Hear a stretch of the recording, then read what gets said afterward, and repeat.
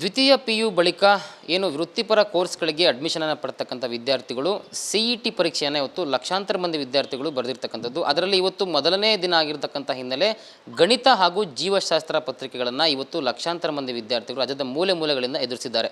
So ಆದರೆ ಈ ಒಂದು ಎಕ್ಸಾಮ್ನಲ್ಲಿ ಒಂದು ಆಕ್ಷೇಪಣೆ ಕಂಡುಬಂದಿದೆ. ಏನಂತಂದರೆ ಇವತ್ತು ಆದಂಥ ಒಂದು ಗಣಿತ ಪರೀಕ್ಷೆಯಲ್ಲಿ 60 ಪ್ರಶ್ನೆ ಪತ್ರಿಕೆ 60 ಕ್ವಶನ್ಸಲ್ಲಿ ಸುಮಾರು 18 questions out of the syllabus, ಅಂದರೆ ಏನು ಡಿಲೇಟ್ ಮಾಡಿರ್ತಕ್ಕಂಥ ಸಿಲೆಬಸ್ಸಿಂದ ಕ್ವಶನ್ಸನ್ನು ಎತ್ತುಕೊಟ್ಟಿದ್ದಾರೆ ಅಂತಕ್ಕಂಥ ಒಂದು ಆರೋಪ ಕೇಳ್ತಾ ಇದೆ.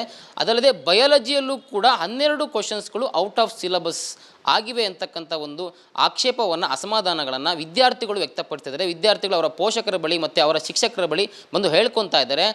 ಇದ್ರ ಬಗ್ಗೆ ಮಾತನಾಡೋದಕ್ಕೆ ನನ್ನ ಜೊತೆ ಒಬ್ಬರು ಮ್ಯಾಥಮೆಟಿಕ್ಸ್ ಟೀಚರ್ ಏನು ಬೋಧನೆ ಮಾಡ್ತಕ್ಕಂಥ ಒಬ್ಬರು ಇದ್ದಾರೆ.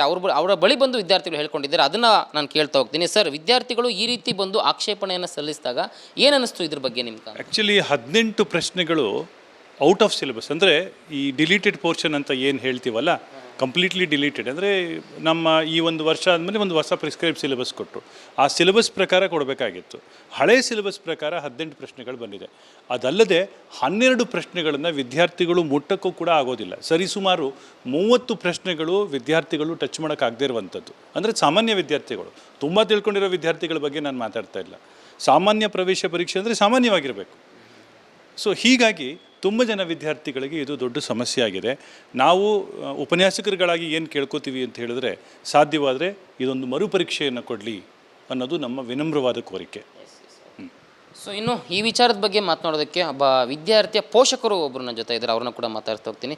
ಸರ್, ಹೇಳಿ, ಈ ರೀತಿ ಆಗಿದೆ ಅಂತ ಹೇಳಿ ತಮ್ಮ ಒಬ್ಬ ಮಗಳು ಅಥವಾ ಮಗ ಬಂದು ನಿಮ್ಮ ಹತ್ರ ಹೇಳಿದಾಗ ಏನು ಅನ್ನಿಸ್ತು ಇದ್ರ ಬಗ್ಗೆ ಅಂತ? ಇವತ್ತು ಎಕ್ಸಾಮ್ ಮುಗಿಸ್ಕೊಂಡು ಮಗಳು ಬಂದಳು. ಹೇಗಮ್ಮ ಮಾಡಿದೆ ಅಂತ ಕೇಳಿದೆ. ಏನಪ್ಪ ಕಷ್ಟ ಇತ್ತು ಸುಮಾರೇ ಅಂತ ಹೇಳಿದ್ಲು. ಅಲ್ಲಮ್ಮ, ನೀನು PUನಲ್ಲಿ 98 ಮ್ಯಾಥಮೆಟಿಕ್ಸು 98 ಬಯಾಲಜಿಲಿ ತೊಗೊಂಡಿದ್ದೀಯಾ, ನಿನಗೆ ಹೆಂಗೆ ಕಷ್ಟ ಆಗೋಕ್ಕೆ ಸಾಧ್ಯ ಅಂತ ಕೇಳಿದೆ. ಏನೋ ಸಿಲೆಬಸ್ಸು ಔಟ್ ಆಫ್ ಸಿಲೆಬಸ್ ಬಂದಂಗೆ ಕಾಣಿಸ್ತಿತ್ತು, ಬಟ್ ವರ್ಕೌಟ್ ಮಾಡೋದು ಕಷ್ಟ ಆಯಿತು ಅಂತ ಅಂದ್ಲು.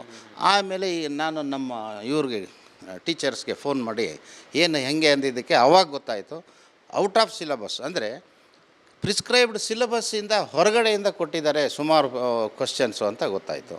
ಹಿಂಗೆ ಕೊಡ್ಬೋದಾ ಅಂತ ಅಂದ್ವಿ. ಅದೇ ಈಗ ಗೊತ್ತಿಲ್ಲ, ಅದು ಬೋರ್ಡ್ ಅವರೋ ಮಾಡಿದಾರೋ ಇಲ್ಲ KEN ಅವ್ರು ಮಾಡಿದಾರೋ, ಅದ್ರ ಬಗ್ಗೆ ಕೂಲಂಕುಷವಾಗಿ ಅದು ನಿಜಾನ ಸುಳ್ಳ ಅನ್ನೋದು ಗೊತ್ತಿಲ್ಲ. ಸಿಲೆಬಸ್ಸು ಬಂದಿದ್ದರೆ ಚೆನ್ನಾಗಿತ್ತು. ಈಗ ಓದಿರೋ ಮಕ್ಕಳು PUಗೆ ಓದಿರೋ ಸಿಲೆಬಸ್ಸೇ ಅಂದಮೇಲೆ ಅದರಲ್ಲೇ ಬಂದಿದ್ದರೆ ಇಷ್ಟು ಕಷ್ಟ ಅನ್ನಿಸ್ತಾ ಇರಲಿಲ್ಲ ಅನ್ಕೋತೀನಿ. ಸೊ ಓಕೆ, ಇಂದು ನಡೆದ ಏನು ಕರ್ನಾಟಕ ಪರೀಕ್ಷಾ ಪ್ರಾಧಿಕಾರ ನಡೆಸಿದಂತಹ CET ಎಕ್ಸಾಮ್ನಲ್ಲಿ ಯಾವುದೇ ಒಂದು ಲೋಪ, ಯಾವುದೇ ಒಂದು ತಕರಾರು ನಡೆದಿಲ್ಲ ಅಂತಕ್ಕಂಥದ್ದು ಹೇಳಲಾಗಿತ್ತು. ಆದರೆ ಈಗ ಇದ್ರ ಬಗ್ಗೆ ಒಂದಷ್ಟು ಆಕ್ಷೇಪಣೆಗಳು, ಅಸಮಾಧಾನಗಳು ವ್ಯಕ್ತವಾಗ್ತದೆ. ಮೊದಲನೇದಾಗಿ ಗಣಿತ ಪ್ರಶ್ನೆ ಪತ್ರಿಕೆಯಲ್ಲಿ 60 ಪ್ರಶ್ನೆಗಳಲ್ಲಿ ಸುಮಾರು 18 ಔಟ್ ಆಫ್ ದಿ ಸಿಲೆಬಸ್ ಮತ್ತು 12 ತೀರಾ ಕಠಿಣವಾದ ಪ್ರಶ್ನೆಗಳನ್ನು ಕೊಟ್ಟಿದ್ದಾರೆ ಅಂತಕ್ಕಂಥದ್ದನ್ನು ಈಗ ಪೋಷಕರಾಗಲಿ ವಿದ್ಯಾರ್ಥಿಗಳು ಹೇಳ್ತಾ ಇದ್ದಾರೆ. ಅದಲ್ಲದೆ ಜೀವಶಾಸ್ತ್ರ ಬಯಾಲಜಿ ಕ್ವಶನ್ ಪೇಪರಲ್ಲೂ ಕೂಡ 12 ಔಟ್ ಆಫ್ ಸಿಲೆಬಸ್ ಕ್ವಶನ್ಗಳನ್ನು ಕೊಟ್ಟಿದ್ದಾರೆ. ಹೀಗಾಗಿ ಮರುಪರೀಕ್ಷೆಯನ್ನು ಮಾಡಬೇಕು ಅಂತ ಹೇಳಿ ಪೋಷಕರು ಹಾಗೂ ವಿದ್ಯಾರ್ಥಿಗಳು ಮತ್ತು ಶಿಕ್ಷಣ ಪ್ರೇಮಿಗಳು ಈಗ ಆಗ್ರಹವನ್ನು ಮಾಡ್ತಾ ಇರುವಂಥದ್ದು. ಕ್ಯಾಮರಾ ಪರ್ಸನ್ ಶಿವಕುಮಾರ್ ಜೊತೆ ಲಕ್ಷ್ಮೀ ನರಸಿಂಹ, ವಿಸ್ತಾರ ನ್ಯೂಸ್, ಬೆಂಗಳೂರು. ಅನುಕ್ಷಣದ ಸುದ್ದಿಗಳಿಗಾಗಿ ವಿಸ್ತಾರ ನ್ಯೂಸ್ ಯೂಟ್ಯೂಬ್ ಚಾನೆಲ್ ಸಬ್ಸ್ಕ್ರೈಬ್ ಮಾಡಿ. ಹೊಸ ಸುದ್ದಿಗಳ ನೋಟಿಫಿಕೇಶನ್ಗಾಗಿ ಬೆಲ್ ಐಕಾನ್ ಕ್ಲಿಕ್ ಮಾಡಿ.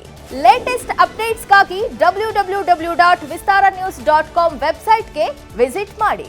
ಅಂಗೈಯಲ್ಲೇ ಜಗತ್ತಿನ ಸುದ್ದಿ ತಿಳಿಯಲು ವಿಸ್ತಾರ ನ್ಯೂಸ್ ಕನ್ನಡ ಆಪ್ ಡೌನ್ಲೋಡ್ ಮಾಡಿ.